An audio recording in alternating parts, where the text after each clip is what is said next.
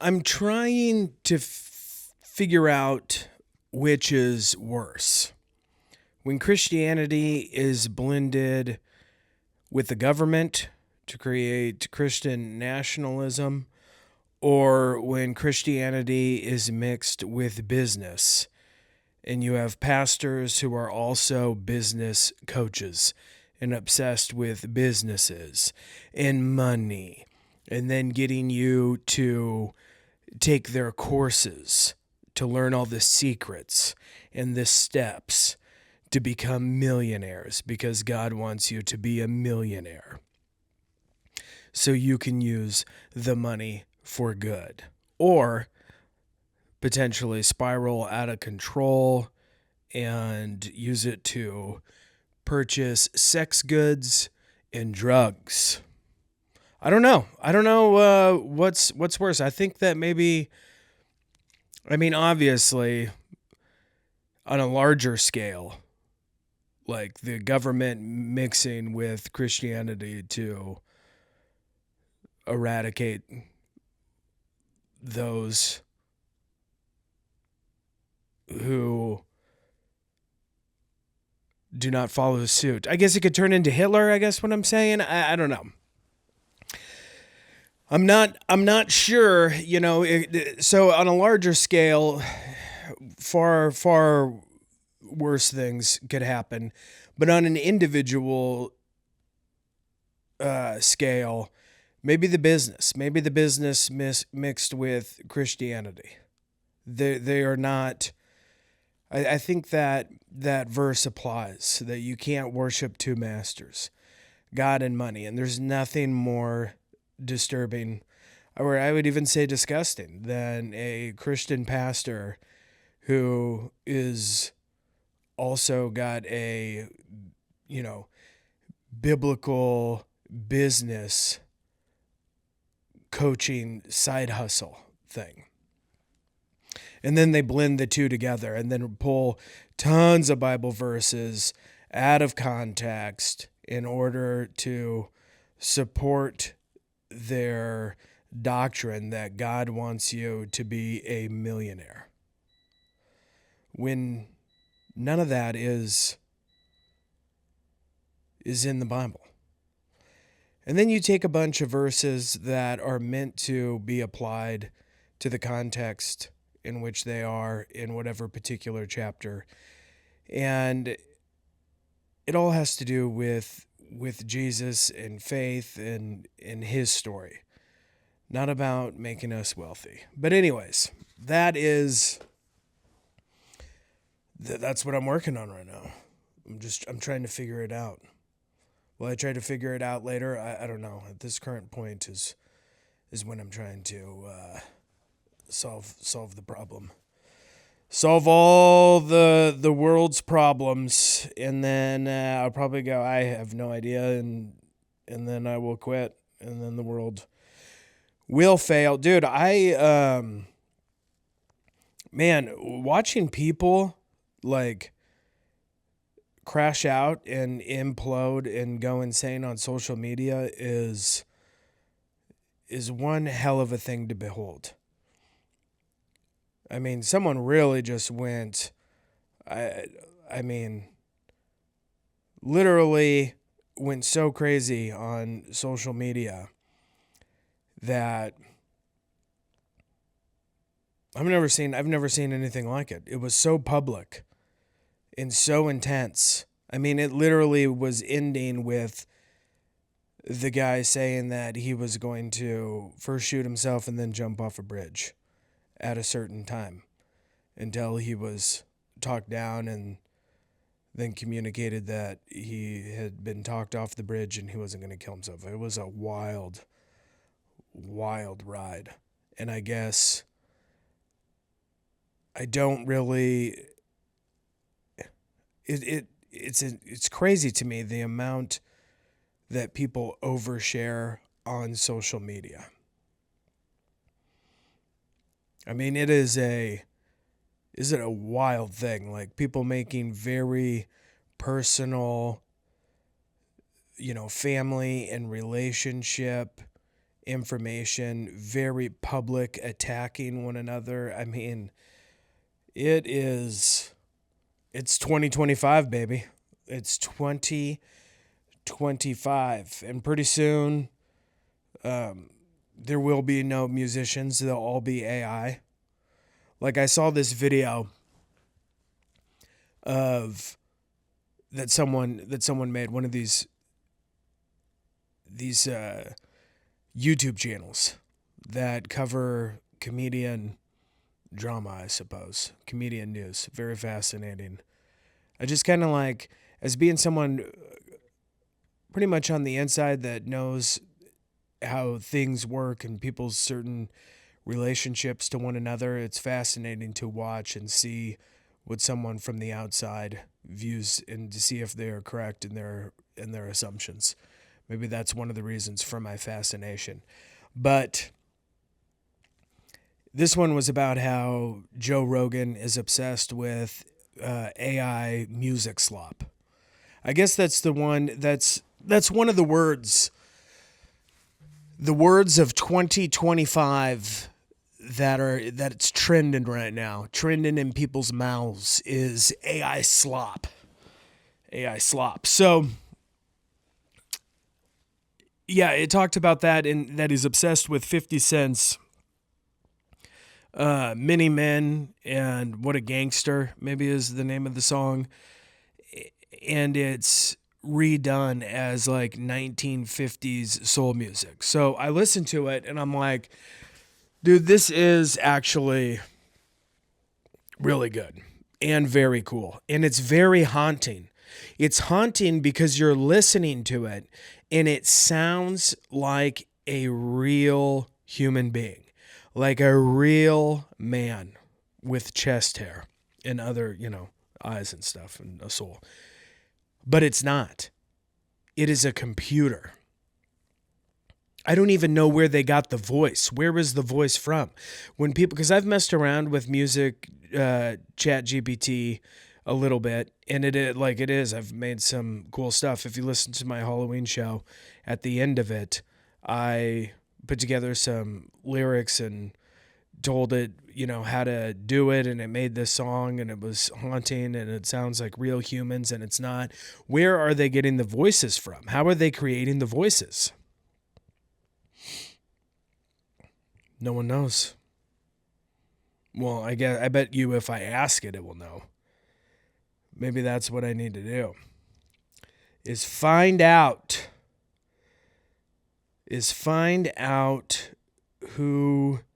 where the voices. Let's ask AI real quick. This is AI in music Chat GPT. When you create a song, where does the voice come from? How do they make these voices? They're going to probably tell me that they're demons. Be gone, be gone. I'm going to pour garlic all over my phone. Stab my phone with a steak. It's thinking, dude. It's thinking real hard. You shouldn't have to think when it's a question about you, sir.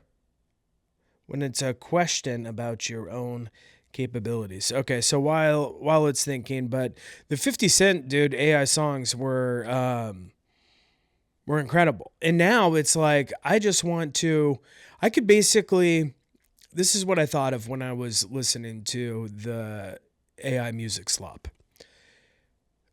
Like, the kind of music that I want to hear with the kind of lyrics that I want sung does not exist anywhere on this planet.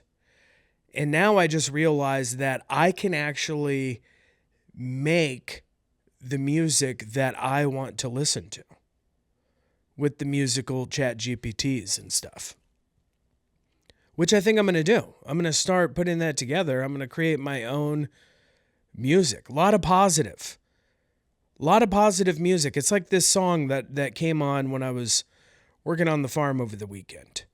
And it was the old country song. We meet in the middle. If we meet in the middle, like, we'll both win, and it's good to compromise, is basically what the song is saying. And I'm like, dude, this is a very positive, upbeat song that kind of gives you joyous, makes you optimistic about the future and relationships with other human beings, as opposed to like drill music, which is just like what kill music now, that a genre of rap music, and just everything else that is so incredibly dark and evil and disturbing. Like, music doesn't have to be made that way.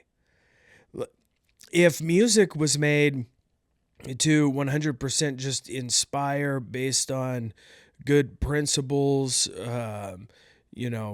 morals, integrity, like all that, like it would help turn this world around. Because you behave a lot, like a lot of people behave in a way that their music inspires them to behave. Just look at it, that's why people that are hippies or smoke a bunch of weed, they're going to listen to, like Burn One Down by Ben Harper and all these, Bone Thugs and Harmony. It's the first of the month. I got 5 on it. They're going to be listening to music about getting high. And then like violent people, they're going to be listening to that, boom, boom. The weapon is kept at the best of my secret. The lone on the leaves, some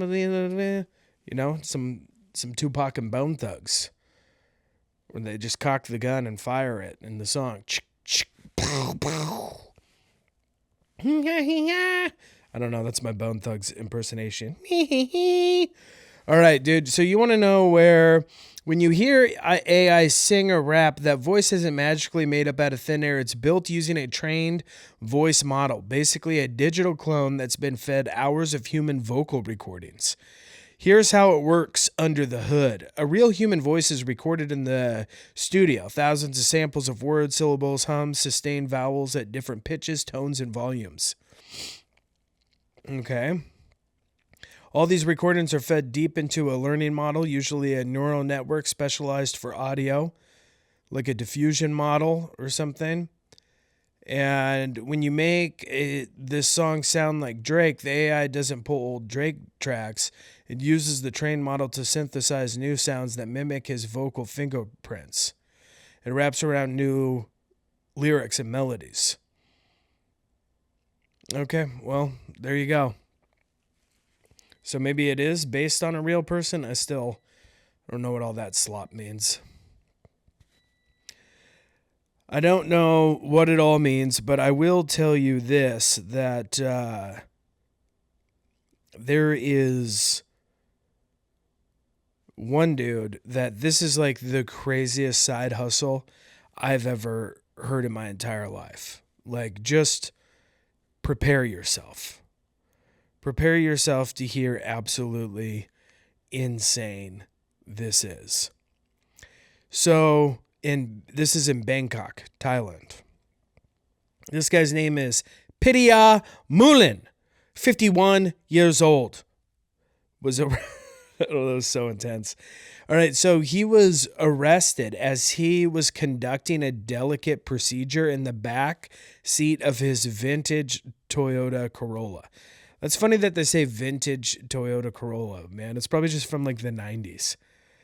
So he started a business where in the back seat of his Toyota Corolla, he was offering genital enhancements.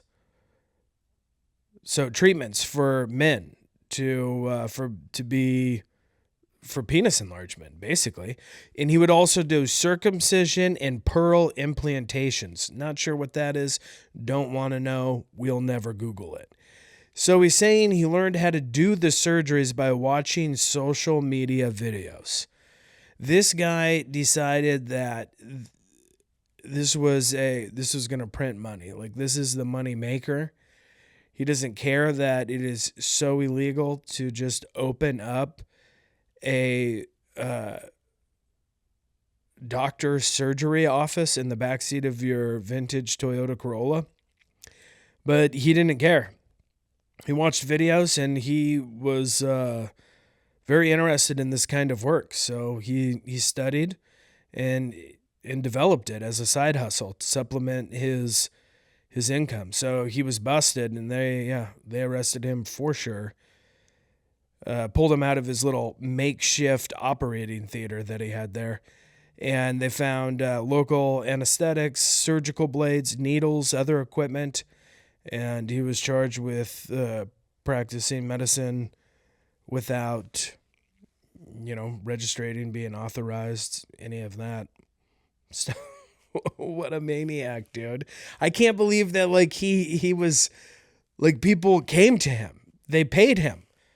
People were like, yes, I will let you operate on my penis in the back of your 1996 Toyota Corolla. That is wild to me. That anyone would just be down for that. I just don't even have... People are... This is another insane one. So there's this woman. She's in Scotland. She's 22. And she misled her family and friends for months about being pregnant and the birth of her daughter on October 10th. So she wore a prosthetic baby bump and then introduced a plastic reborn doll as her newborn. Even to the baby's supposed dad. This woman did this for 9 months, guys. She claimed that the baby girl had health problems, including a heart defect, which is why she wouldn't allow anyone to hold her. When her mom discovered that it was a doll and not a human being, all right,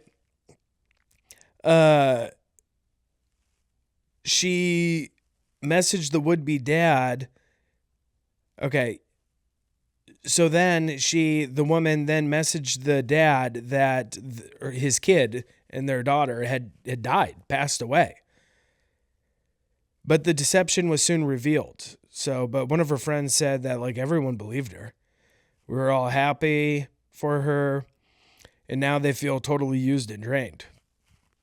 But another friend had said, which is just hilarious to me, that she had noticed straight away that her bump wasn't real. You could see the straps on her back holding it on. So someone was like, this woman is nuts.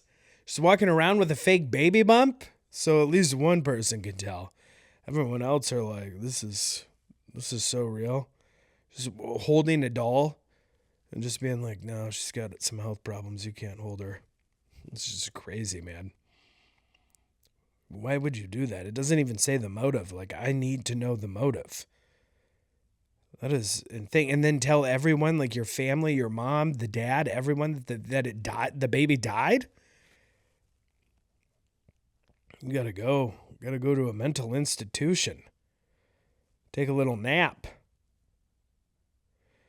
One of these people, dude, I saw that, which would just be insane to see this or die this way, but there was a woman that was driving a Porsche 911 in Houston, and she was just hammered 4 times over the legal alcohol limit, and had baggies of cocaine in her car and her purse. And she was driving 70 miles an hour when she hit this dude, Joseph. He was 33 years old. 70 miles an hour. He flew through the air 30 feet and died. And just dead. And then she said that, it was her shoes that caused the accident, claiming the heel got stuck on the car's gas pedal. So it was the shoe's fault and not the fact that she 4 times the legal limit and then just lit up with cocaine. She's Buck Cherry over there, dude. Crazy. That is, 70 miles. That would just be horrible. If someone came around a turn 70 miles an hour and just hit you in a parking lot, that is not cool, man. That is not cool. They're going to make another Scream. Or it's already coming out. And I just saw a trailer for Scream 7. 7. And I didn't know this, but Scream 6, there was a woman main character. I believe she's a Mexican lady. They fired her. They took her out. They wouldn't even let her do this one because she said that Israel was creating genocide in Gaza, and they fired her from the movie, and like rewrote it, which I don't know. I don't know if it's the right thing or wrong thing, but it seems extreme. But you know what goes on in Hollywood. So, yeah, Matthew Lillard was, like, I guess at like a screening where they showed the original Scream, and then, sometimes actors talk about it. Like Chevy Chase is coming to Omaha to one of the theaters, and they're going to show Christmas Vacation, and then he'll talk about it afterwards. I don't know if anyone's buying tickets or not, but it just seems like a very long night to watch a movie and then listen to someone talk about it. I don't know. That just doesn't interest me. But he went out there and was like, politics, Matthew Lillard. He was like, just talking about politics, telling people to vote yes on Proposition 50 in California, which will destroy like 4 Republican seats in that town and ruin it even more. It's like, why is this guy speaking like vote, like wanting to help Gavin Newsom after what he's done to California with everything that is wild to me. Just talk about, I guess Matthew Lillard loves how California is just a complete and utter shithole where the trees smell like rancid butter and vomit and the squirrels are hunting voles and lizards and don't even eat nuts anymore, but just eat the heads off of lizards. I mean, the homeless people and the shitting on the concrete and everything else is just wild to me. Wild to me. Well, it's gorgeous out here in the Midwest today. Very, very beautiful day. And I hope you have a beautiful day as well. So go out there. I'll be back tomorrow at 10 a.m. Have a good day.